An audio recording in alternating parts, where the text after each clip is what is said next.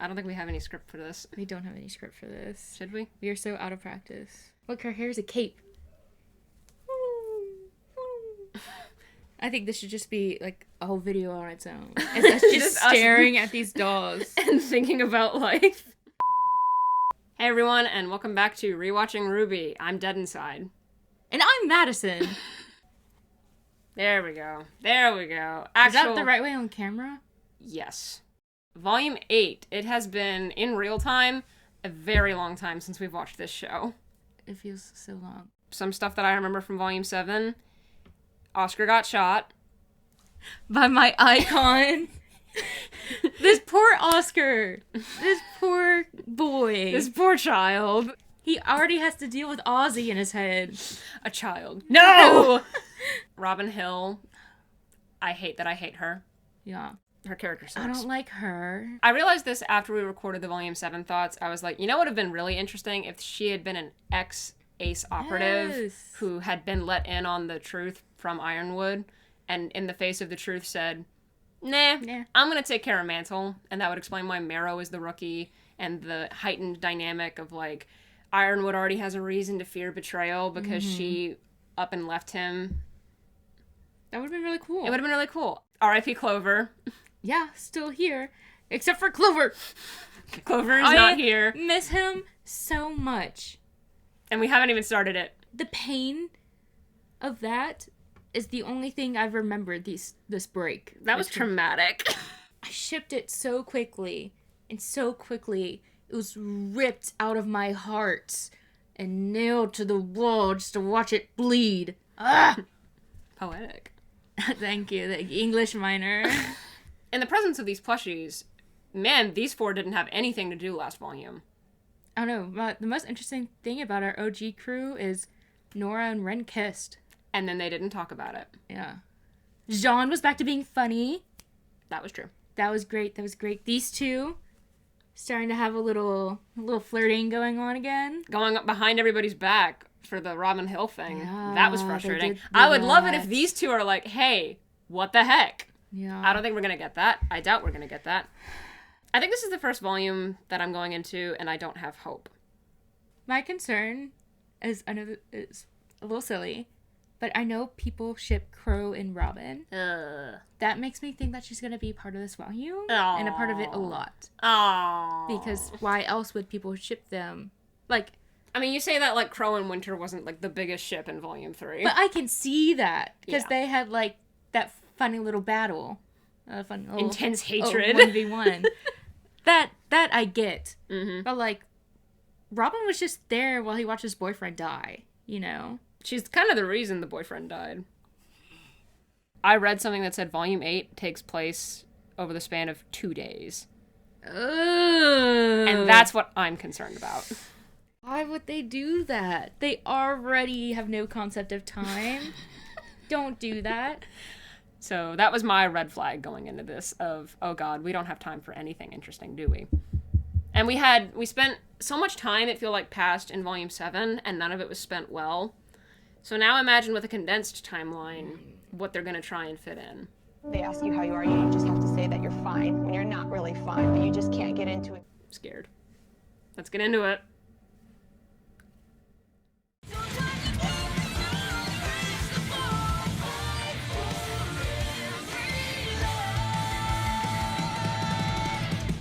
Welcome back.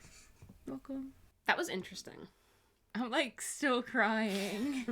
My first note is that the Volume 8 Blu-ray just reuses Volume 7's opening soundtrack song. For the disc menu screen? Yeah, instead of the Volume 8 opening, which I like significantly better.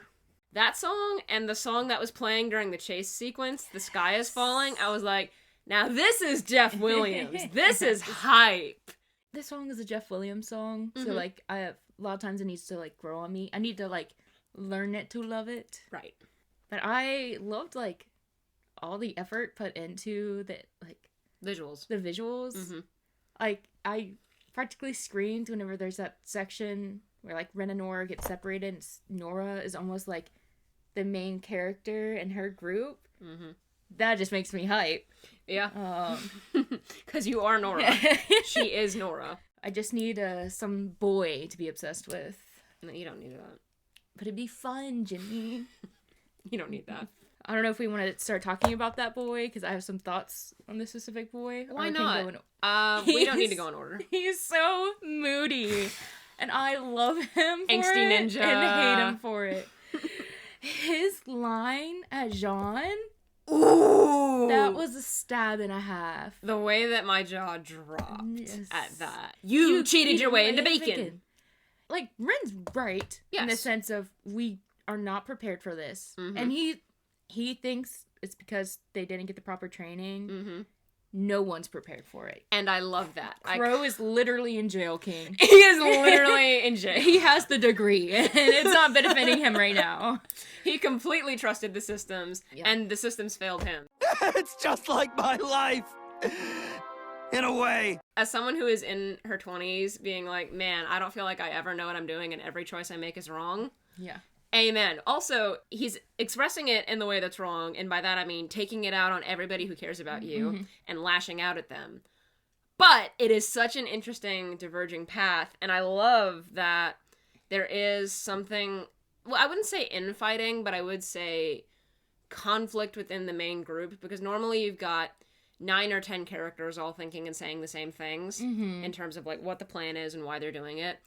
And I like that they kind of split off and go to different groups. I like that Nora is with RWB, and I like that Yang is with Ren and Jean. It's a very interesting dynamic grouping. It is. And I love it. The therapy session with Nora, Weiss, and Blake, so good. That was one of my favorite moments, because again, characters talking to each other, my favorite thing ever. Especially because the way that Blake puts it is so good, where she's like, when you know someone for as long as you do, they become a part of you, but that's just it. They're just a part. They are not you. They cannot supersede you. And I think so many people lose themselves in relationships where they're like, you are my identity, and that is not a healthy extension of any kind of love, be it platonic, familial, or romantic. And I love that Blake learned that lesson. Yes. We didn't learn it greatly on screen. We didn't see it. But, like, it's a good thing that she's the one expressing that lesson, that she learned it. And to an extent, Weiss also knows that lesson, because her identity used to be being a Schnee and her family. And it's like, that they're the ones to be like, Ren is a part of you, and you've known him all your life, but you're still an individual. You can define yourself outside of that. Yes. And the fact that she's still like, I don't know who that girl is. Yeah. I'm strong and I hit stuff. I'm still a Renora shipper. To my grave. But I love them getting just character development. Like, I want relationship development, I want character development, and I want couples therapy. Yes. Because, like, when you're living the apocalypse, you kind of need it. Yeah. And this is the apocalypse. Yes, they call it. Yeah. And the end of days. They call it the apocalypse at one point, and I'm like, at least they know. Yeah.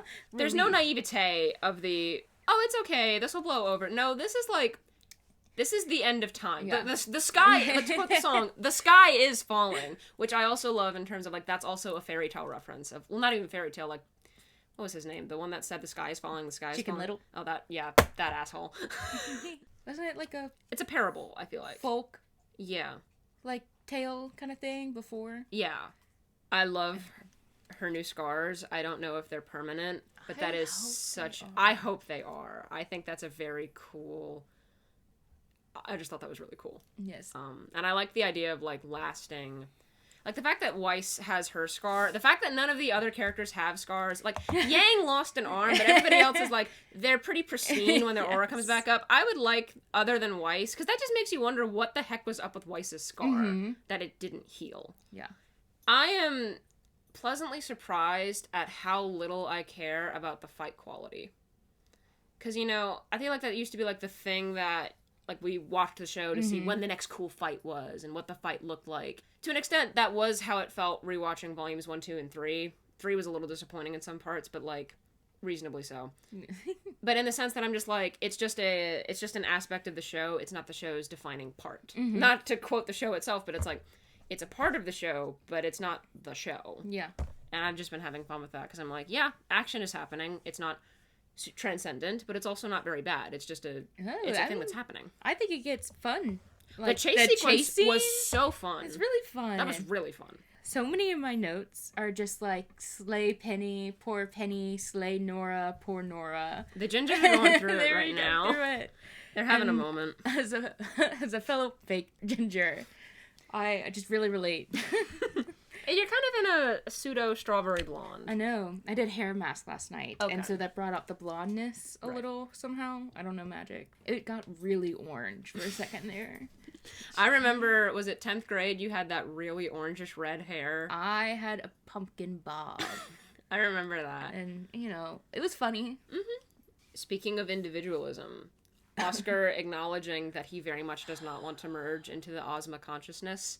Thank you for finally saying it. Thank you. Thank you. Poor boy. And for him saying, I don't want this. Why did you come back? Why are you here? Yes. You have taken over my life. I just feel so bad for him. Anytime he's on the screen, I'm like, oh no. Like, he gets a second of happiness. And he, like, says it. He's like, for a second, I finally felt like me. The me I always dreamed of. And then you came back. Yep. And, woof, isn't that some, you know, little metaphor for some relationships? Mm-hmm. It hurts. And his no good, very bad day just continues with him getting flopped around with the dog. He's and then a rag Hazel, dog. And then Hazel being like, boom! And like, Hazel, you were a 40-year-old man that is a 14-year-old boy. Calm down. And that's a note I have. The villains are boring. Like, I do not care that your sister is dead. The only villains I care about are the ones I want to get out of Salem's whale. Like, Neo, run. Emerald, run. Mercury, run. Go! Run! Leave! Please! Like, why are y'all there? Emerald is honestly pathetic in these first 6 episodes. Is. And she's got a killer outfit, though. Oh, her outfit upgrade is so great. Cute. I love her outfit upgrade. The bell bottoms. Sorry. I didn't get that great of a look at Mercury's new design, but I liked it too. Yeah, it's okay. It's fine for him. Yeah. But like, like it's Mercury. Love you, Mercury. It's I. Who is he based off of? Fairy Tale? Hermes? I was gonna say he's Hermes, right? Yeah. Yeah. So I kind of like that his symbol is shown more because it's the shoe. Yeah, it used to be kind of like on a sash on his side, and now it's like actually... It's like part of it, which like... Yeah. It's not my favorite, but I also like it, if that makes sense. Yeah. Well, it's like, it still makes me wonder, what is the significance of having an emblem? Yes. She's a little pathetic. Just a bit, and I hate using that word, but I'm like, I can't think of any other way to describe the simping. Look, there's hope for Hazel to take them away for a second, but he's, like, any signs of him being slightly, like, morally gray has disappeared now after seeing him beat up Oscar. Yeah. Which I guess he probably did in season 5 too, but season 5's like blocked out of my memory, so I don't really remember any of it. He like shot up with dust and was like, Ospen! Yeah. And then like Crow was like too busy trying to like fight that. Crow! The peak of comedy. Oh my, that is the four of them sharing a cell block. Robin, Jock, Crow, and Watts. That is the funniest thing I have ever seen in my life. We could not stop laughing. Our reaction was peak because we were like, "Oh, no way is Robin playing Crow for all this." Then it goes to Jock, and I'm like, "Oh my goodness, are they about to turn around and show Watts?" And then they did. And then they do, and I was like, "This is so unreal. This is I can't believe James was like one block." All of them, one block. We just have the one jail. All of my enemies, same place. The one jail. Oh my god. It is my favorite thing ever. And she's so much more likable this volume. Robin. Yeah. I love her. It's like she is acting like the sister that Crow needs in the absence of Raven. Oh, I need my bird siblings, Robin and Crow. Oh my god, her name is Robin.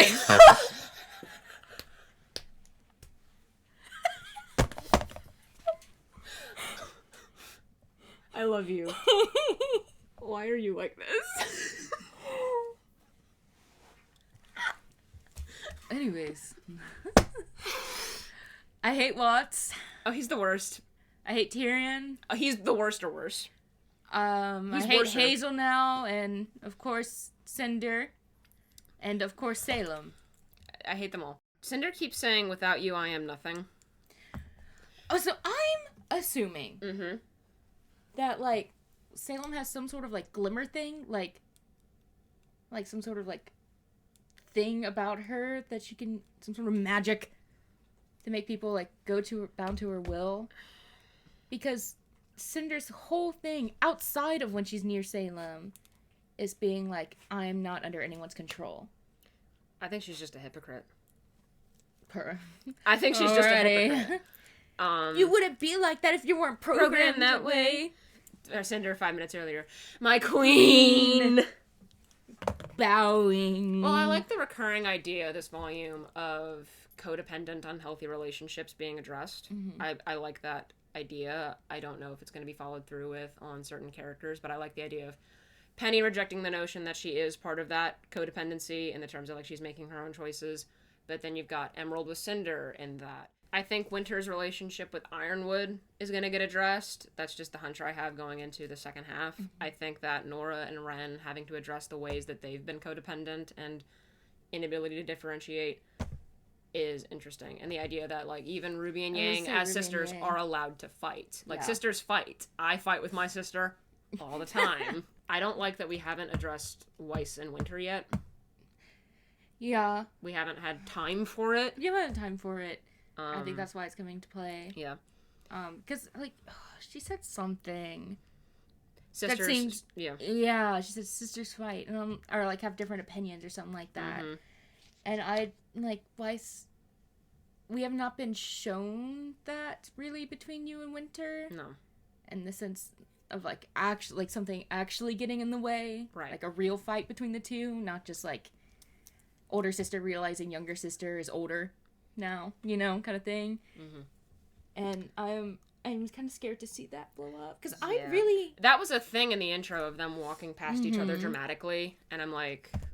Yeah. I think there are 14 episodes of this volume, so we have 8 more chances for that. Poor Whitley. Go to your room. When they go to him just leaning on the desk like this with Jacques' portrait in the back. Yeah. Oh, poor little boy. Poor boy. And the mom locking herself in her room. Willow, honey, why are you like this? I know why you're like this, but, like, why are you like this? Weiss getting launched in the tube. That was the peak of comedy. That is my new favorite Weiss eating shit moment.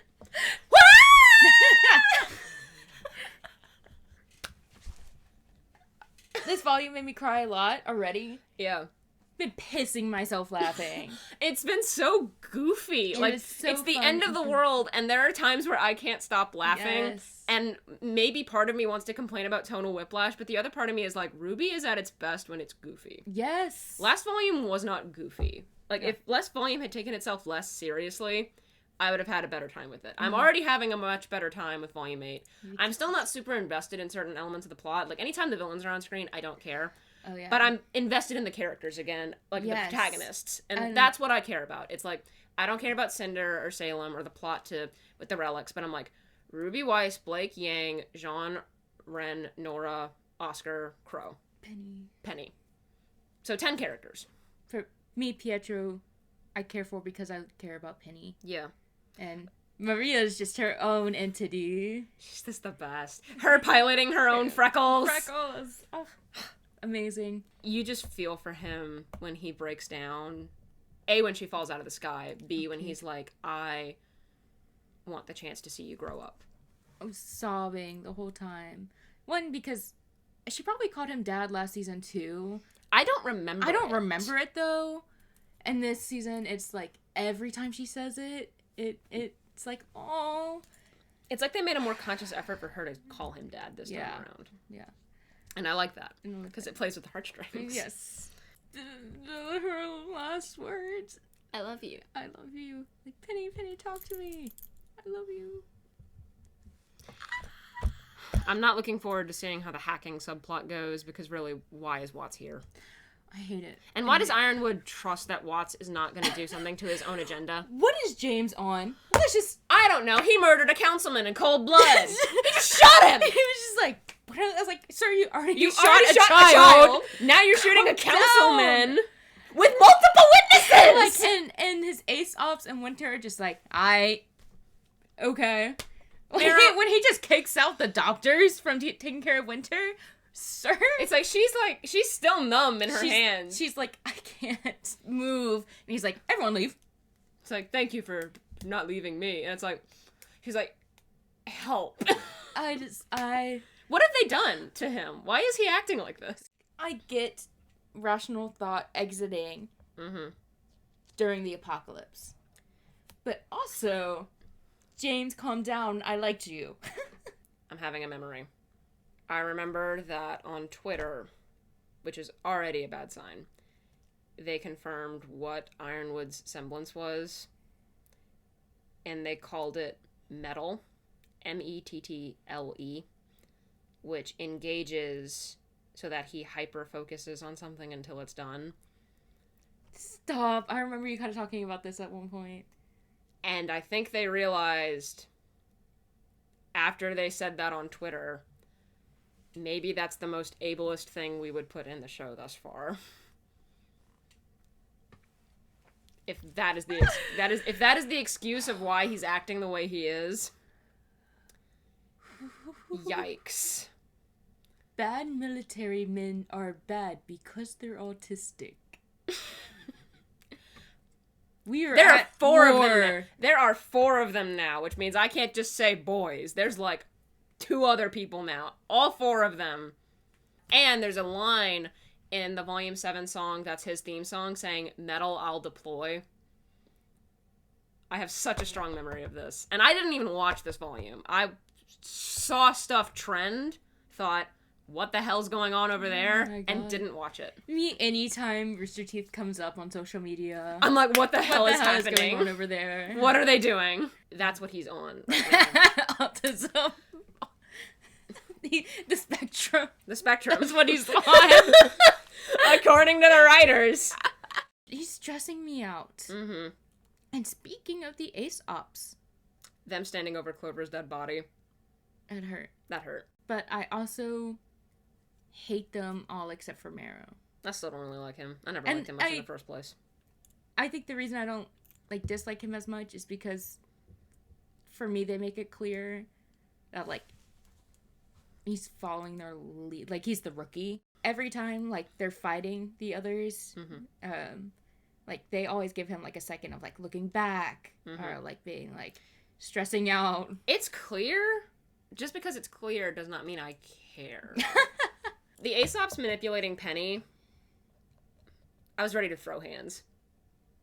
That was a pretty cool scene, though. She taking them all on at once. But I hate it. Ironwood's call to Penny. Look. I was ready to forgive James for shooting a kid. But after everything this season so far, the love of my life is no longer the love of my life. They're there. Thank you. You'll find someone else. Probably. Yeah, I really hate the Aesops. Yeah, I'm not really interested. And they didn't really have that much of a reaction to Clover being dead. And this bitch came into Crow's cell and said, "You don't deserve to have that." Then take it. They were husbands. He deserves to have it. And the way he was basically that I could be with somebody and it not...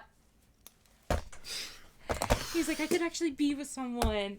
Screaming. The hope. And then he thought it was just a childish fantasy. And I'm like, no. It shouldn't have been a fantasy. I am so mad that they killed him. I am so mad that A, they wrote it like that, and B, that they killed him. That is the one thing that has actively made me mad thus far, is that subplot. Yeah. Because I got my hopes up for him. Queer baited. Clear as day. That is the definition. They were practically making out on screen every 5 seconds. The wink, the play off of each other. Stop. I have to rewatch that season. I just need a fan edit. I sent you is he gay or Australian? Yes! That is one of my favorite videos on all of YouTube is Crow gay or Australian? You were not yesterday. It was really cool to see former characters. We were screaming when we saw Sun and Neptune. I was crying when they cut to Ty and he went, no, come back. Stop it. Look, we already know Bernie's voice just makes me tear up anyways, but having him all alone holding Zwei and saying, no, come back. At the sight of his youngest daughter saying, we're under siege, please help. It's a parent's worst nightmare. I was not particularly excited to see Ilya. We were both like, oh yeah, she exists. I was more excited to see that Gira was calling her than I was to see Ilya. I was like, where are Kali and Gira? That's my priority. Yeah. Not so much Ilya, but it's fine. And why did we get such a close-up of her, but not of Sun and Neptune? I know. We thought it was concept art at yeah, first. And then they moved, and we're like, yay! My boy! Notice they haven't changed outfits. No. So, give them a revamp. Hey, they're pulling a Stark. Like, Ty has not changed clothes in 30 plus years. Poor man. That man is so depressed. The only thing he has in his life is the dog. And even then, sometimes he ships it off. He does. He just puts it in a tube and says, imagine Zwei in one of the mail tubes. I have 2 more real notes, the first of which is, I guess RWBY's semblance is molecular disassemblage now. You know, when they said, like, mass doesn't matter? Yeah. That was so funny. That was, like, one of the most self-aware things I've ever heard from them. I'm like, at least they know. And RWBY being like... Blake, like, did she figure that out before you? Blake, she knew you were a phonist before I did! I've never related to RWBY more. I love it. I have never related to RWBY more. This is so much more fun than last volume. Yes. And that's so weird of me to say. The Hound is horrifying, but also kind of a good boy? No. When he talked, screamed. I screamed. Is he using Oscar as a shield? Literally Oscar, a limp doll. It's funny that you picked up Weiss for that, who constantly gets thrown around like a rag doll. But no, it's like, this is what happened to poor Oscar. They're like, it's using Oscar as a shield. Oscar. Dead. These Grimm, I've applauded this since we started this, and I will still applaud it, are so scary. Yes. And, like, it shocks me every time. Because, like, I'm funny, too. It's funny. That's what I meant to say. You're very funny. Thanks. It's funny, and it's fun, and it's goofy. Mm-hmm. And then they're able to still execute this really scary stuff very well. They're very good at horror.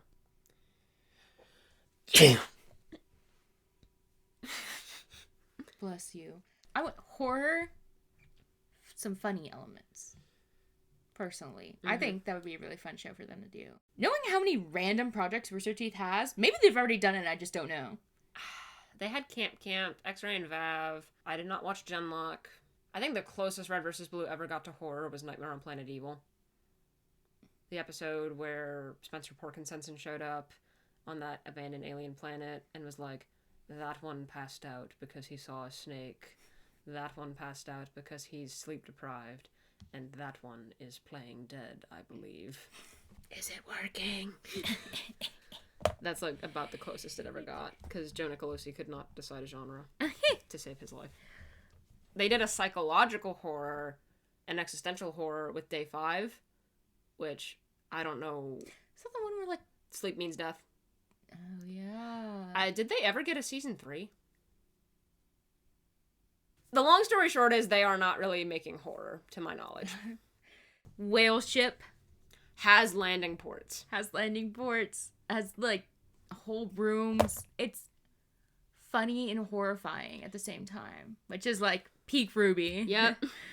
Speaking of crazy Grimm stuff, River of Grimm.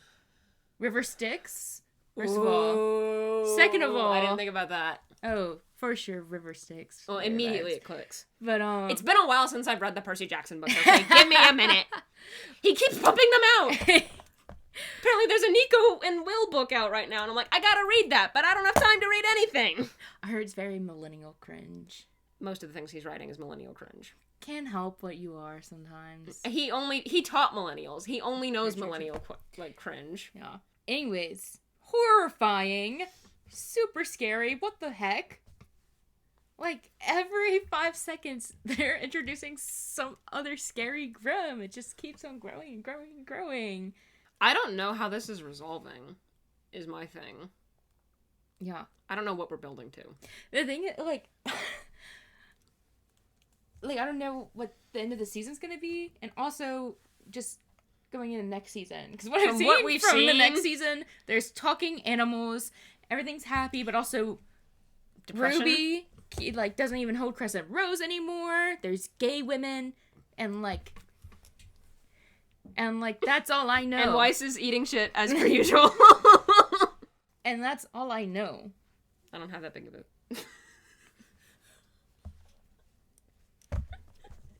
I'm excited again. Volume 7 zapped me of all my energy. I am excited to watch more RWBY again. It is that ebb and flow of this toxic situationship of I'm like, I'm done with RWBY. RWBY. Bitch, you thought. I love seeing chaotic Yang again. Like when she was like kind of goofing off on the motorcycle and stuff. Loved it. They'll never be Bumblebee. R.I.P. you beautiful piece of machinery. Sacrificed to take out Adam, who finally became a little interesting. Shout out to that one racist lady. Racism will always play into this, but I think it was more of a classism thing going on. Mm-hmm. And then immediately I just think about, this is essentially the middle class that they're escorting, and they still are so gaslit by rich people that they hated the poor people so much so that for a second they weren't going to go with. And that is so realistic. That is so what the middle class That is so thinks. America. That is so middle class. I thought it was interesting. Like, it wasn't like a huge plot point. It was just something they had to be like, shut up about this right now. Like, you don't have any other options. You don't have any options. The rich people already left you. Yep. They are not coming to get you. Do you want to survive or not? Mm-hmm. Join. It's a serious topic that I find very interesting and love, like, learning about whatever. I also appreciate that it wasn't like Last a volume. huge plot point. Yeah, like last volume. Because last volume, like, that was part of the case. Mm-hmm. But Last volume, it that would have been an entire... It would have been like a whole political whole party. It would have been like Ireland would make a comment on it. Robin would make a comment on it. Everybody Jacques would make a comment on it. Like, it would have been a whole thing. And in this case, it was like, please shut up for a second. Mm-hmm. Can I get a version of Cell Block Tango, but it's Watts, Robin, Crow, Please. and no, and Crow is the one that says, not guilty. Yes. Just give me the four of them saying, he had it coming, he had it coming, he only had himself to blame. If you would have been there, if you'd have seen it, I bet you would have done the same. I'm so sorry. I have a line that says, yes, Jean killed those Grimm. I get excited every time he does something good. I'm a Jean girly now. I don't hate him. And Like- that is a huge testament considering how much the fandom hates Jean. Yeah, I don't get hating Jean I don't anymore. either. I don't got it when I was- originally. right, the and first like, when time I was through. younger. And I again, kinda see watching it week to week. I'm imagining watching this show week to week, and I am imagining hating it. I would hate all the characters if I was watching it week to week. Yes. And I think that probably happened to everybody, Yeah. is watching it week to week. Watching it as a movie, I'm like, yeah, cool, great, vibes. Because really, contextually, Jean is barely there, and when he is there, he is doing good things. Like, of him being like, you can say the true thing about me cheating my way into Beacon, I'm cold. I'm getting out of the cold. I'm trying to survive. Mm-hmm. And yeah, it's like, Nora's right. He is a good leader. Yes. It's like, you put Yang and Ren in there, and he's like, take charge. It's like, y'all can yell at each other. I'm getting out of the snow. Yeah. He's not my favorite, but I also don't need him to be my favorite. Because I don't hate him. Yeah, I mean, he's not on the same level as Nora for me, or Penny. Right. But I, like, support him. Mhm. And that makes sense. Like, Yeah. I am on Jean's team. Yeah, I'm just like, good for you, white boy! Yes, white boy. Unproblematic white boy. You'll never be Sun Wukong, but it's okay. You'll be like the fourth best white boy. Or no pet. Sorry, I The started Hound. The Hound. Definitely very reminiscent of the god trying to create people. The God of Darkness. So I'm assuming it's kind of what's kind of going on. I mean, like, whatever. It's confusing with all that lore. I'm not a lore gal. You know, I feel like some people watch show because they're interested in lore, and I'm like, and this applies to most shows, I'm like, I am not here for this elaborate backstory. Just give me the here and the now, please. Yeah, it's like, I just want the character's lore. I don't need your world's lore. Right. Like, that's That's where I'm at with certain shows. Like, Which that is the main reason I hate Tangled the series, is because it's like, hey, you know what this cute little Disney movie needed? Dark lore! Which, I say that, but I still shit on RWBY for some of its lore. Because it's not very good. It's not very good. And it's because they try to create so much world lore. Yeah. But they unsuccessfully. Yeah. That it gets to where I complain about it. I started rewatching Avatar The Last Airbender. And it was the first time I've watched the show since 2020, and everybody started watching Avatar The Last Airbender. And I was like, I'm so impressed at how well thought out the world is. And then you've got RWBY on the exact opposite end of the spectrum of it could go horribly wrong so fast in terms of world building. MASH just doesn't exist sometimes now. Yeah. At least when it comes to this girly. MASH just doesn't matter. And MASH just doesn't matter! I'm a funny, I made a science pun! Fuck science. Off to part 2? Off to part 2. I was right. They don't talk about the fact that Yang and Blake sold them out. Yeah. But it's fine.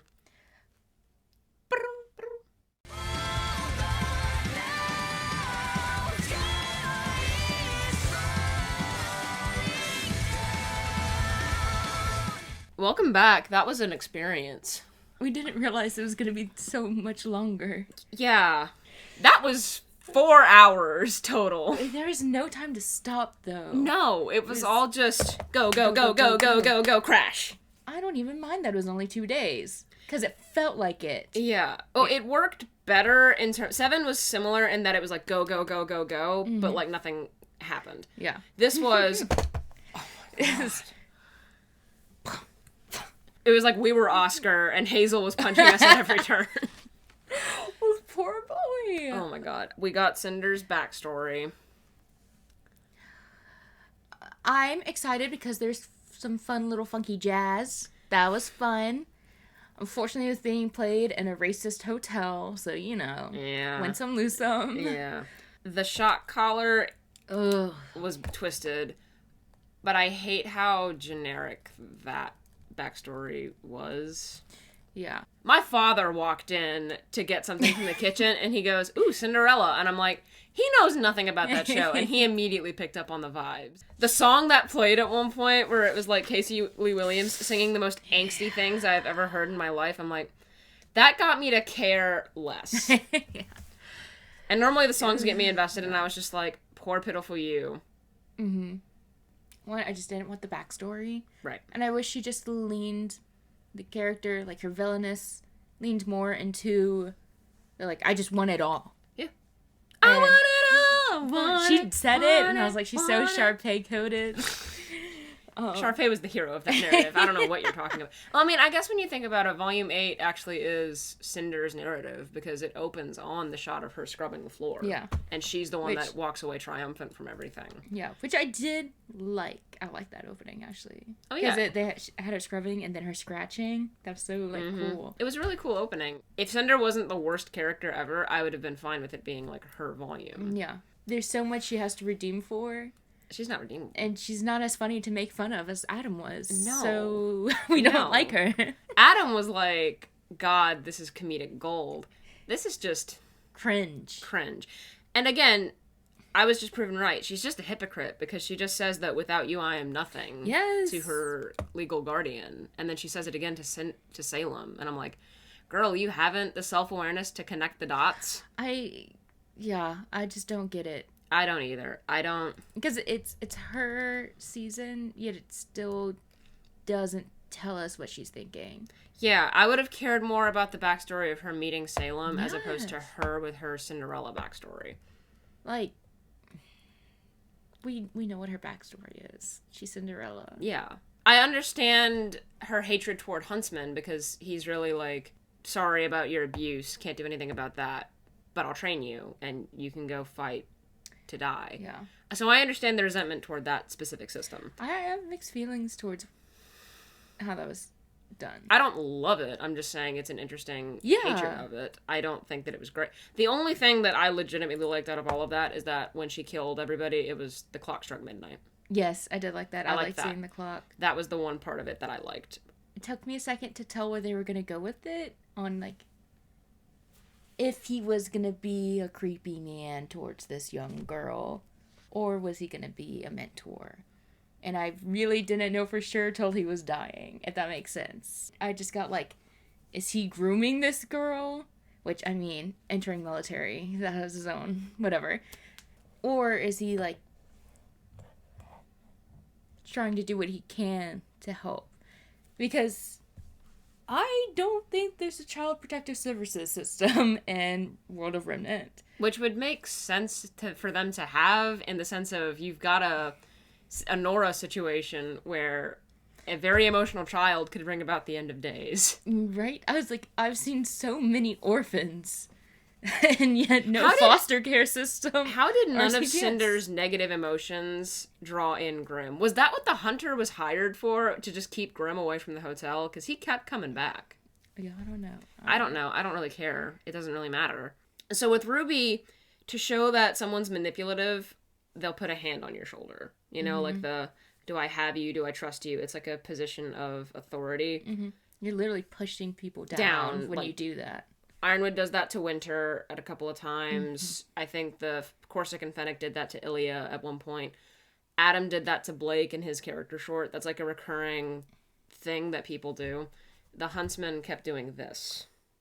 Yeah. Which was kind of in a similar vein, but in a more, I don't want to say affectionate, but like in a... You know, because he ruffled too. Yeah. He wasn't just doing ruffled, which usually is like, poor kid. Yeah. So, like I said, I just couldn't tell. I feel like she was into him. Maybe, She was like, I don't have to run anymore. We can leave. Yeah. It's whatever. Children are allowed to have their little crushes on adults. They don't know Not the other way around. Not the other way around. I just don't care. Yeah. That's where I'm at with it. I'm like, whatever. Cinder is here. And again, thinking about this in the context of, say, I'm watching this week to week. Ooh. I'm 8 years in. It is way too late for this. The villain that was introduced episode 1. 8 years later, we get her backstory. And it is that underwhelming. Yeah. I would be kind of pissed. I do love how, when we cut back to the present, Mercury was spitting facts to Emerald of like, she doesn't care about you. Yes. Snap out of it, girl. Give me a miniseries of him and Tyrion's awkward road trip to Vacuo. Please. Like, who's on Ox? Who's say Mercury trying to change the tuner, and him and Tyrion being just like nothing but like horrible death metal about like psychopathic sycophant vibes. Oh no, I had canon musical. Oh, musical theater. He likes torture. Mm-hmm. Oh, would he be playing like Sweeney Todd? I don't really ask for supplemental content. I'd watch the heck out of that. And Mercury is very real. Salem can't die, babe. And he's, you know, still a little delusional with the whole, like, she's not really gonna, like, ruin the whole world. Like, she just wants to take it over, whatever. Mm-hmm. But he's like, I can't leave. I will die. And so he's like, we just gotta, like, kind of, like, play along. I'm gonna talk about a little bit about philosophy. Oh, right. Because he is... You know, again, this show wants to be existentialist. Sometimes it works, sometimes it doesn't.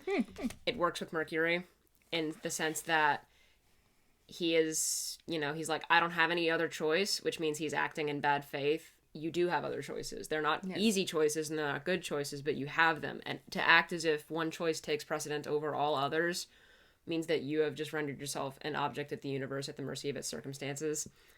And that's what Mercury has done. And I love that for him because he has always been an object in the universe at the mercy of its circumstances because he was born into it with his father. Yeah. Cinder showed up and he's like, I guess fate literally is a thing. Showed up then. The night that he killed him. I would say it's satisfying now that we have seen that backstory. Yes. All those seasons ago. Yes. Which, I mean, I always loved it because I love Mercury and Emerald. So kids! I love the kids. Any scene with them in it, I love it. Mm-hmm. But now it's like, story-wise and character-wise, satisfying to have seen that he's literally the worst kind of go with the flow. Mm-hmm. Where it's like, I guess it's the end of the world. Yeah, he's like, this person can kill me, I'll follow them. Yeah. Oh, this person can kill me, I'll follow them. I like that. I like that that's his character. In the way that Hermes has his flying wing shoes, Mercury got to fly the coop sometime. Because Emerald did, and you know the minute she pulls up to Vacuo, she's going to be like, bro. That is all I want. Come here. I just want the kids to be together and happy and safe. Because, like, the way that they have trauma bonded together. Yes. They are the kids. The kids. They need to stay together. She brought the kids again. And Emerald needs to recruit him to the good side, which I'm just kind of jumping around. I just have to say, she fit in so quickly, and I adore it. Mm-hmm. And, like, finally, let this girl be a girl. She is just 19 or whatever. Let's say she is child. I love her little, like, y'all can't give up the minute I switch sides. Yes. That is such a mood. Yes. When Rin totally, like, reads her emotions, she's like, anyways. She's like, I don't have time for this. I love her. And I already liked her outfit, but because she, like, was seen more and more and, like, fighting and everything this time, we got to see more of it. Mm-hmm. I'm obsessed with it. It is so, like, modern Western in the best way. Like, she would have killed it at Taylor Swift. She would have fit right in at the concert. What era would she have been? I mean, I like to think Evermore are fearless. Okay, yeah, I see fearless. I love that the dominating color of her new outfit is white, which kind of, you know, switching over to the White Knights. Yes. Stuff like that. I didn't really, like, comprehend it before that her name's Emerald, but her color isn't emerald. It's, like, pastel green. And it just, like, really comprehended for me with this outfit. I don't know why. I think it was the You didn't realize Robin was a bird. Okay, I know her name, but when you said it in the context of them being bird siblings, I was like, oh yeah, she is bird. Every time we cut to Robin and Crow, I was like, the new Angry Birds movie looks great. Yeah, I literally have written down Mercury and the radicalization pipeline. Bro, talk about radicalization. This whole season. Harriet? Woo! Intense. I never liked her, but, like... Yeah. That was intense. I have mixed feelings about them finally the Aesops being like, bro, we're friends. We can't kill our city. Whatever. Mm-hmm. Mixed feelings about it because, like, it was... Kind of cringe, which I don't mind cringe. I like when friendship saves the day. Yeah. To a certain extent. I don't like that, even though we know that was their whole thing, which is direct result of male-dominated, militaristic society. It was just not... The conclusion that I knew we were coming to did not have great supporting facts. Like, there was just not enough middle part besides stating that we are not friends. We can't let emotions get in the way. It's great that you stated that, because I did kind of appreciate it, like, in the beginning, like, last season, because it was a great contrast to RWBY, you know, like, the gang. Who the heck is Tortuga? Yeah. Because if Tortoise and Tortuga are of the same derivative, and the hair lost the tortoise, that would explain a lot to me. Yeah, it would.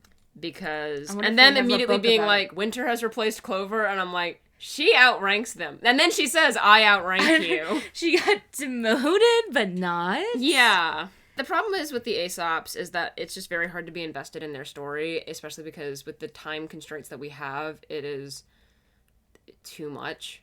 I really think it could have been done. Yeah. I think the fact that they were, like, so angry at, like, the gang immediately was weird. Like, in every time they fight, except for my King Marrow, they were always like, we're not like you. You can't be friends with your coworkers. Blah, blah, blah, blah, blah. Like, how did they reach that conclusion that they were friends?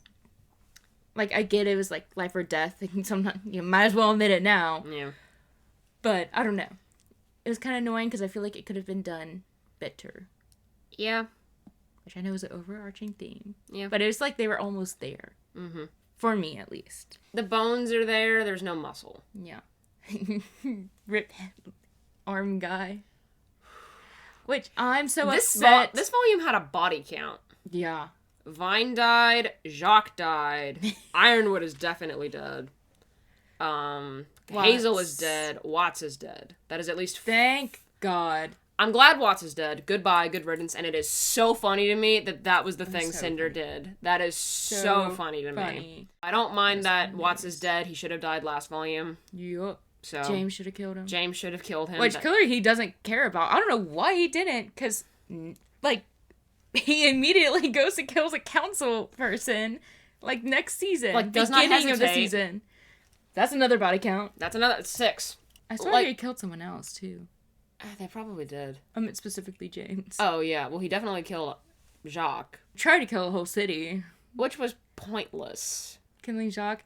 I loved it, though. I mean, it's funny, but, like... but, like, why? Yeah, I don't know, with his neurodivergent superpower, I don't know how that played into effect. Into, like, his hyper-focusingness. Mm-hmm. It more read to me, not even a character decision that Ironwood would do, but as a writer's admission of, we're done with writing Jacques. Yeah. I mean, I'm not saying that he had much more to offer to the story, but I don't know if killing him was the most interesting thing you could do narratively. Because the fact that Weiss wanted to make sure that he still made it out regardless of how much she hates him, and the fact that Winter did not care whether or not he made it out. Yeah. I don't know. And the fact that there was no cathartic anything between the Schnee siblings, including Whitley in there, and Jacques, just because Ironwood is like, fine, I'll kill you, because why not? I feel like it should have just... Ironwood just leave, and then we see similar how we saw Watts, like, burning. We see Jacques, like, still be alive when the city, like, crashes. Right. Which, I mean, it's still, like, killing him. James just leaving him is such a more James move. Just being like, loading up gun, walking away. After this volume, I don't know what a James move is, because they just really... I miss old James. I don't like what they've done to him, what they did to him. What a terrible note for his character to go out on. Yeah. It's weird, because I hate it, but I also love it. Like, not in the sense of when it's character, but this, like, he's so dramatic. Like, as a villain, I like it, I guess. Mm-hmm. Separating James from James. I guess more separating the Ironwood from James. Mm-hmm.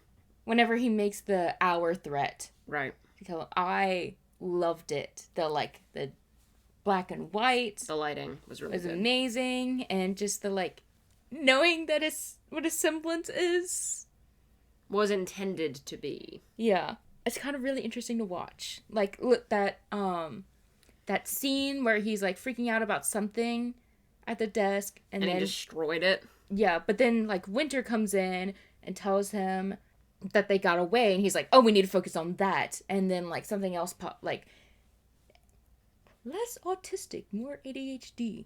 Very ADHD. Bipolar, manic, episode ADHD individual. Because that's what I got more. I'm like, this is someone who's, like, is experiencing mania. It's to a certain extent understandable for anyone. Well, it's the end of the world. During the end of the world. Laughing at the idea of Team Funky being on the front lines. I loved that. Because I think that helped Marrow finally make that move. I think seeing the whale explode might have done that a little bit more. That's what the cane did this whole time. It was just him building up energy to go boom. I love it. The fact that it was just a freaking bomb. Hilarious. Pretty funny. So funny. But now that cane is, like, useless? Yeah. He said there's a little bit left. Yeah. But now Oscar's gonna be always tapping it. Poor Oscar. I can never, like, mention him without being like, poor kid. Poor kid. Him and Penny. Ren's semblance evolved. So cool. Very cool. So cool. Very cool. I wish I had a Ren. I need someone to tell me what my feelings are. I need that. That's called a therapist. Interesting. I think it's pronounced Ren. He can mask people's feelings, and so that's another... It makes more sense on why that was developed, because that's how he can sense if someone's having an emotion that will entice Grimm, and now he can mask people's feelings. Mm-hmm. So if someone's freaking out and they're just wanting to, like, let them yell it out, he could just be like, all right, yell it out. I'm just gonna mask your emotions for the Grims real quick, though. Mm-hmm. And I love that. Because for a second, I was kind of like, it's cool. Like, why would you have that? Yeah. And he totally reads everyone. And he's found more inner peace. He has. Can we talk about Rin and Nora now? They finally have the conversation, and it is a very good conversation. It was beautiful. Beautiful conversation. Him finally saying, I love you, and then her saying it first. Him saying it first, amazing. And then her being like, well, the thing is, I've always loved you, Lyran. Like, I need to know me. Yeah, I need to love me first now. And I just... And the fact that he's like, I can wait for that. Yeah. I mean, healthy? Because he can see that she's madly in love with him, the cherry blossoms. Healthy relationship dynamic in my fictional cartoon. Thank God. For a Rooster Teeth? For a Rooster Teeth animated romance, they are always cruel to us. Yeah. I will never recover from York and Carolina. The entirety of Church and Tex, in reality, is a romance story. What was Bernie on when he decided to write the most devastating love story of all time? Who hurt him? So yeah, I mean, really happy. And of course, I want them together. I want to see them grow. Mm-hmm. They're both in Vacuo, right? Yes. They're not separated. Yeah.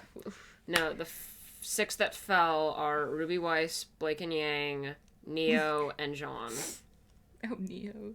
I love when she's around. She has no business being around. I know. When she's just hiding in the room with the lamp. Yeah, with the lamp. I like to imagine she was just hiding there, and then they just happened to come in. And she was like, tea. Hazel went out on a decent note. I won't miss him. I won't miss Watts. I really wish Tyrion had died, but beggars can't be choosers. I like that we finally kind of narrowed down the villains cast a little bit. Yeah. Because we have too many villains that I don't care about. Yeah. And that Emerald is now finally a good guy. Finally. And hopefully we can get Mercury over there, so now really all we have to worry about are Cinder, Tyrion, and Salem. I hate all 3 of them for various reasons, but... Yeah. Hazel was an interesting character this volume. Mm-hmm. Because I hated him so much. Because like before, I'm like, he's still like a confused individual. Yeah. Clearly dealing with the grief and understandably angry at Ozpin, who isn't. Kind of took care of the kids, so respect. Then he beats the fuck out of a child. He's a baby, and he knows that it's Oscar is the not one responsible for the sins of the man who possessed his body. Yes. I mean, he goes out on a decent note, but I also won't miss him. Yeah. Now, if it had been Emerald, I would have been screaming. I mean, there are good little character moments sprinkled throughout. I wrote down James's on his supervillain arc. Blake hyping up Ruby was beautiful. It was so cute. That was beautiful. Whitley redemption arc. Yes! Whitley redemption arc. And Willow? Can summon? She can do that? Wait, when did she have the time to kill a Borbatusk? Yeah. Whatever. Anyway. Yeah, I love Whitley, and I love how he's in this little, like, tech era. Yes. He's the nerd. Yes! They so need a little nerd. I loved his little interactions with Weiss, particularly the, can you handle this? And he's like, can you handle that? They're so cute. I love my sassy siblings. The fact that they're finally getting close, and Winter's gonna have to tell them that she thinks that Weiss is dead. Devastating. That being said, whenever they do all reunite, I am so looking forward to the emotional of, like... Because think about it. Nora and Ren are probably going to be thinking, oh my god, we lost another teammate. I know. Crow thinks that both of his nieces are dead. And Weiss's entire family... Klein is back! That was amazing. He's so cute. He's so sweet. You know what isn't sweet? The silver-eyed hound thing. I was gonna say. That was like, are we gonna talk about the Grim in the room? The giant hound. Oh, that was kindly, awful. what the heck? Realizing that that's what happened to Summer Rose. I was so sad, and I'm really happy they had that crying scene. Yes. Between Yang and Ruby. Very humanizing. Yeah, I was like, first of all, everyone needs to cry. Yes. I mean, like, I would have cried, like, 5 days ago. And this only took place during 2 days. Yeah, no, I'm like, I would have had, like, at least 3 separate crying sessions at this point. They're better than me. Yeah, I'm glad that they broke down. And I liked RWBY had to spell it out for her, for Yang. To, like, not deny it anymore. Yeah. And that's when, like, and for Yang to process that that's why her little sister has been in danger this whole time. Mm-hmm. And then Yang went into mom mode. Yeah. Like, she stopped crying to be like, I have to take care of RWBY. And it's like... And Ren called her out on it earlier in the volume, saying, you don't have to joke to deflect how you actually feel. That it's okay to be afraid. And I'm like... Ren's just gonna call everybody out now. He is. It's like, and I have found inner I peace, like it. and I'm gonna make sure your inners are all finding peace too. Can we add to the fact that Jean was still hilarious this volume when he realized that Nora and Ren were about to have an emotional conversation? I'm so happy he left. Yes. I was like, Jean, please get out of there.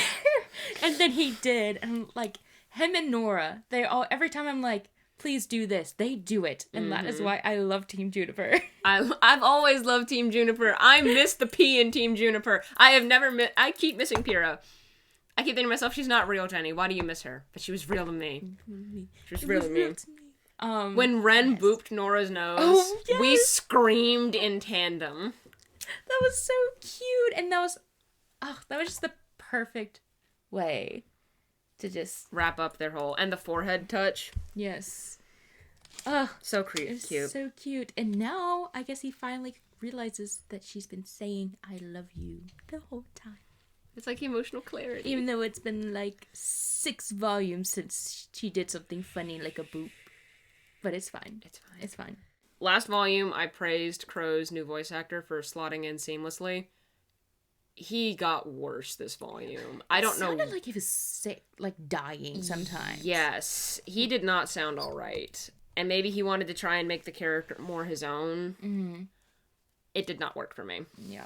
I still really liked Robin this volume, which I'm glad. My dislike transferred entirely to Harriet. Yeah, fuck Harriet. Fuck Harriet. Sorry, Miss Patty. Sorry, Mom.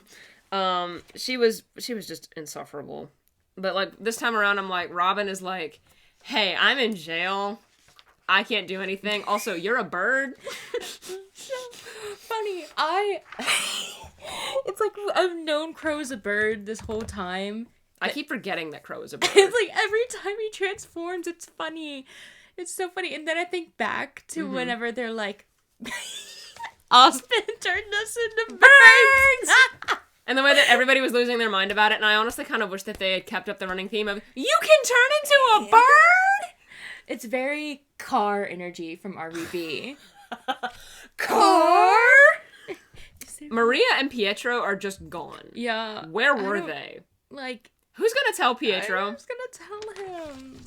Well, okay, that's another thing. That's one I didn't talk about. Penny died. Penny died again. For reals this time. After being turned human. That was just mean. There's no other word around it. That was unnecessary. And if Winter was always going to become the Winter Maiden, I get that maybe she needed to grow and to actually, like, understand the powers for what they were. But that was mean and unnecessary to do that. Also, she had no shoes the entire time. Why did he make her clothes but no shoe? I don't get it. Either bring her fully clothed, shoes and all. He can do bow and all. Mm-hmm. Or make her naked. Like, I want it either. I don't want her naked, but I'm just saying. Whoa, now. Just saying. Either make the clothes or don't. Why no shoe? It's one thing to die in the way that she did. It's another thing to die without shoes on. No. Because, like, it was weird to see her do the energy out of her feet. And again, I still have never cared about the Maidens subplot. You have to focus on it too much this volume, which they get a pass. There's a lot going on. Yeah. But like last volume, Penny and Winter's friendship was a big thing, and so I liked that. That is still like, that Penny thought of her. Yeah, Penny thought of her because even like, I mean, I guess it's only been like 2 days, but Winter was still with the bad guys till like that hour that they. Like, that Winter texted Weiss, you know? Yeah. So even after with just becoming friends again, she was, like, going to Winter. I can't believe she's dead again. And that Jean had to do it. It was weird because so like he stabs her, takes it out, and then the blood drips. But we don't see that. We just see we just hear it. We hear him scream. Yeah, we do hear him scream. And I loved it. Amazing scream. Miles Luna is a fantastic voice actor. So I just saw blood dropping from where Jean was standing. I'm like, I don't understand what's happening. Like, did he stab himself? Cinder wasted the last question. Oh, yeah. What a waste of a question. What a waste of a character. What a waste of space. Now, don't get me wrong. I loved that chaotic trio. That was a good chaotic trio. Funny. Like, if there was no Salem and it was just Cinder, Watson, Neo, that's a fun chaos trio. Fun. Neo texting. Yeah, like, the fact that she posed to be dramatic about, like, that was not just a selfie. Yes. That was a... Please tell me that she asked someone in the streets to hold the camera for her, and she, like, took a couple of poses and was like, yeah, I'm gonna send this one. I still don't know why they did that thing where Cinder's going to kill Watts, and Watts is, like, cropping on her. Which, as that everyone scene should. Watered my crops, cleared my skin. Him telling her that she is just the worst. Loved it. Iconic. The best moment of Watts' entire existence. But I don't understand her not killing him and then also going to sit on the ledge and cry. You spent this whole volume introducing to us that, yes, she does have a traumatic past, but she's also, like, crazy. The worst. And now you're trying to tell us she feels emotions about it, and then you completely, like, ignore that. Yeah. But they were a funny little trio. They're very chaotic. That scene where they break in and they do, like, the glitch or whatever to them. Just the hard cut of them murdering everybody. Murdering everyone. Like, Neo's, like, kicking and, like, frolicking. And Watts eating his apple. I, like... Wiping the blood off and then eating the apple. Hilarious. I love that. I wish we'd gotten a little bit more of the Ironwood-Winter relationship. Mm-hmm. Because there is a scene that exists where it could be such a climactic confrontation of, like, she's just walked away from her biological father. Mm-hmm. But for all intents and purposes, James was her dad. And he started crying when she was, I'm gonna fight you back. Yeah. And it's like, that could have been such a grounded and humanizing relationship. And I wanted a little bit more of that. Yeah. Because we got a lot of her stating her devotion, but we never got to see that devotion, like, supported by interactions. There was never any justification for it. And the same thing with Clover, when he's like, I trust James with my life. All of them trust James so much, and it's like, why? Which, I mean, if we're going into the fascism idea, usually there is a big why question, and it just has to do with the intensities of outside factors playing. I mean, these are people that are living in a constant death around the corner that is never ending. Mm-hmm. Atlas has farmland? Like, whenever they, like, did that pan... Yeah, and like, you're right, yeah. Like, are you telling me there's farmers in the same city as Jacques Schnee? No way. He wouldn't allow it. He would not allow it. Would not rub elbows with the farmers. And neither would anyone else. Mm-hmm. Like, that almost implies to me different sections of the city within the city. Like, super classism. I was like, is there a lower class within Atlas? The lower higher class. They're only part of the 4%.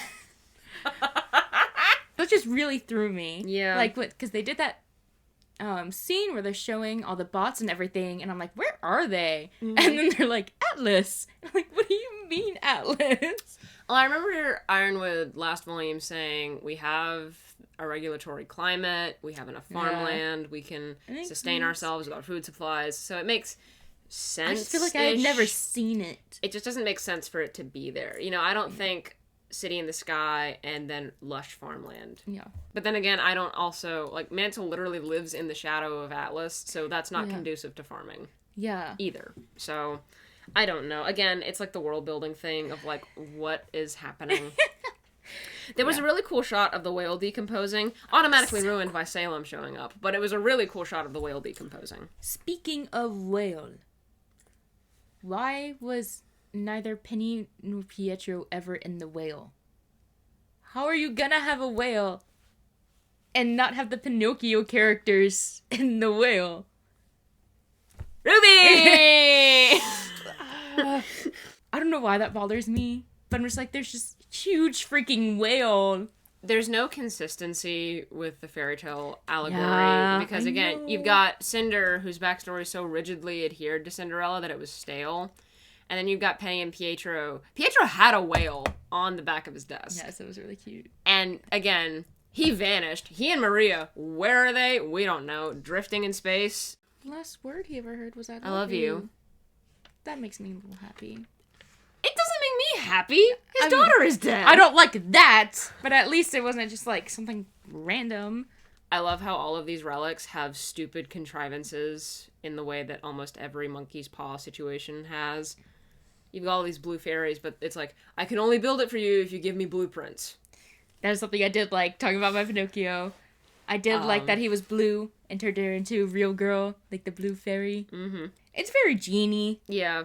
Or the idea that Jen can only answer 3 questions every 100 years, and Cinder absolutely wasted the last question. I'm not even surprised. They gave us this, like, volume focusing on her, but they've already established that she's, like, obsessed with killing Ruby and everything from the seasons before. Nothing's changed. So why did I have to see? I love how Ambrosius is like, don't fall. Yang 5 minutes later. Ah! And we see Blake almost dive Literally, right after her. like, this is what it was like. It's like, oh no. And then feral cat and Weiss pulling her back from the brink. What a fight scene. Yeah. I don't know why they didn't just turn tail and run to Vacuo. Or just prioritize somebody getting the staff out of there. Like, Penny, like, I hate that she died, but also, she should have just gotten the heck out of there. Yeah. But that would go against Penny's character, I think. Because that's what we've seen time to time. Is that, like, she, like, just... Even if people are like, it would be better if you did this, babe. And she's like, but friends are in danger, gotta go. Yeah. I think she should have just yeeted the staff through and then started fighting. That'd have been funny.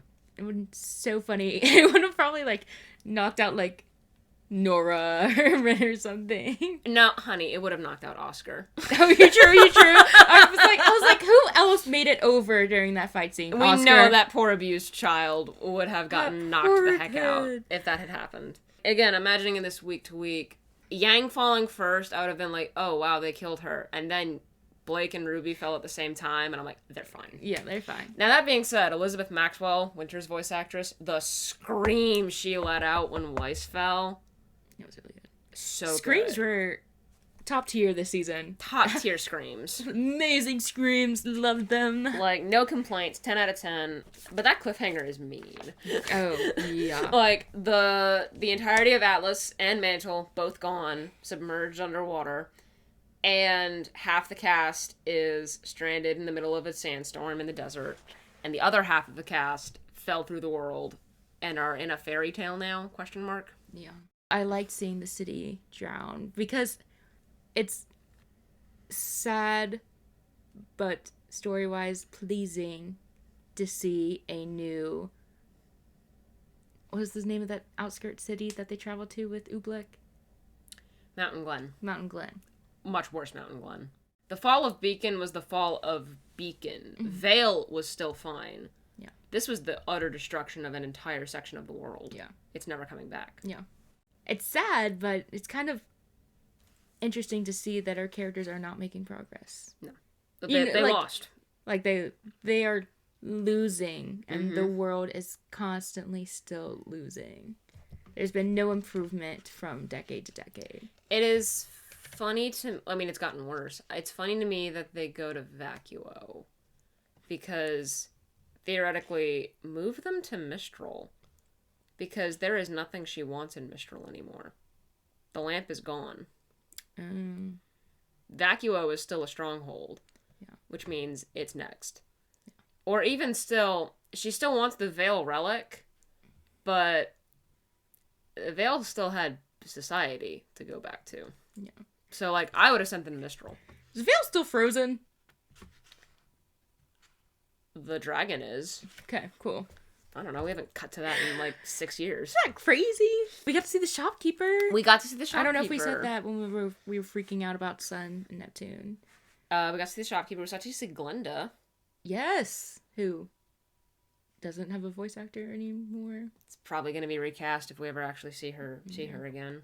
I just have May Marigold. Good for her. That's just good for her. Good for her. I really wish Team Funky had died. I would have liked that. Stop. I hate them. And I'm like, I saw them. I'm like, they are not meant to be on the front lines. They are meant to be performers. They are at a nightclub. Yes. Like she's the dancer. He plays the trumpet. The other two are models. Do you have a song for this? No, babe, he doesn't. It's the end of the world, man. Just blow that little trumpet and spit at proper intervals. I'm really excited that Meru also had his redemption arc. Mm-hmm. I hated, and this happened 3 times, where we see the events play out, and then they would cut back to show us the plan. Yeah. They did that 3 times. They did that with Ruby and the gang, they did that with Crow and Robin, and they did that with Cinder. Yeah. I got very fed up with that. Yeah, I wish we had just stayed with them. Yeah. Didn't flash forward, flash back. And stayed with them. Because, like, the whole reason that you don't show the plan being discussed on screen is if the plan works. Mm-hmm. Because if the plan works, then you've just told the audience this is what's going to happen, and then it happens. There's no dramatic flair to that. The only reason you ever tell the plan on screen is if the plan goes horribly, horribly wrong. Which it did. So, like, them saying the plan on screen in the order of scenes, it reminded me a lot of the Volume 6 problem, where it kept starting and stopping, and it was like it killed some of the pacing for me at some points, where I was like, we're moving, we can pull from context clues, and we're flashing back again. Yeah. Damn it. Yeah. I have 2, 4, 3, 6, 1, 8, 7, 5. I have 4, 8, 2, 3, 6, 1, 7, 5. That high. I love this season. Wow. And to be fair, I am but a goldfish. So what does that mean? It's hard to like remember everything and remember the emotions they all gave me. Okay. But I really liked that I was laughing and crying this season. I had a great time with it. And I think that my lower ranking indicates that I didn't like it. I think it just indicates that I liked the others more. Yeah. I like, 2 and 4 are like peak RWBY for me. 3 has some of the highest emotional highs in the entire series. Mm-hmm. And some of this is depending on like how much I would want to rewatch these volumes. Yeah. I would much rather rewatch 6 than 8. And I can't put 1 any lower than it is because it's volume 1. It is quintessential nostalgia, love, happiness for me. Yeah, I would rewatch that one more than any of the other ones. I've rewatched it multiple times since we started. The only reason it's as low as it is because objectively the quality of it is so much worse than the other ones that I cannot rank it any higher than it is. So default 8 goes there. So we used to say that 5 was in its class of its own in its badness. 7 is better than 5, but I put them in the same mental block for me of I never want to have to rewatch that again. 6 pretty good volumes of a flawed show, and then the other 2 are just, I have no patience for them. I had a much better time with Volume 8 than I did with 7. It was so pretty. It was a really well-animated volume. The cinematography was very static. Like, there were a couple of round circling shots, but otherwise it was a pretty flat volume in terms of that. I think instead of playing with cinematography this time, they played with the art, if that makes sense. The art and the lighting. Yeah, like art and lighting. It's always weird talking about this with animation. I was like, less, edgy stuff from the camera crew. Even though it is not a camera crew. That is the video. Thanks for watching. Like, comment, subscribe. The usual YouTube jargon. I guess the last volume we have to watch now is 9. Not excited for the mouse. You have mouse trauma. Are we only following those who fell? I think we are. That is the worst news I could ever hear. I want to see Sun. I want to see Sun, but I also desperately need a smaller cast after these past two volumes. I'm excited to see it. And I'm excited to see what Casey Lee Williams does as the lead songwriter. Yes. Her and Martin Gonzalez, I believe, is the name of the other guy that she's got working with her. I see that. And, I mean, I'm scared of this mouse, but I'm interested to see what's happening. Yeah. Because if it's more character-centric and, like, talking about, like, their issues... I mean, it has to be if they end up kissing. Sign me up! I'm excited to see these characters talk to each other.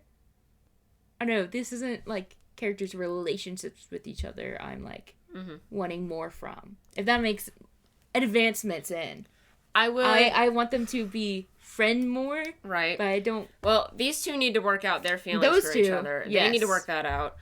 These two are sisters, and I would like it if RWBY would be like, hey, stop throwing yourself to save my life at the own reckless disregard of your own. These two just need to be besties at all times. Besties. They're besties dynamic. Can they plan another prom, please? Please. And with you know what? Mice. I would love for these two to actually be friends and talk to each other. Their friendship has fallen by the wayside, and their friendship is one of my favorite things about early RWBY. And it's like, because think about it, they're the only pair of the original 8 that don't pair off into a romance. Mm-hmm. And it's like, but their friendship is still everything. And we don't get that. I want more of that. These two have never had much of a dynamic other than, like... being racist and being minority. But, like, I would like that fleshed out a little bit more. It'd be fun. Because, like, it's Team RWBY. Team RWBY never interacts with Team RWBY. And now it's Team RWBY and Jean. And sometimes Neo. It's like that audio. And your friend Steve. Steve. That is one of my favorite friendships. Is RWBY and Jean. Like, there's one of the, like, reunion scenes or whatever. We don't see them, like, hug or anything, but, like, we see them just hold each other. Like, they're holding each other's arms. And I'm like, thank God. My favorite team leading duo icons. Yes, I love them. I'm excited. Mm-hmm.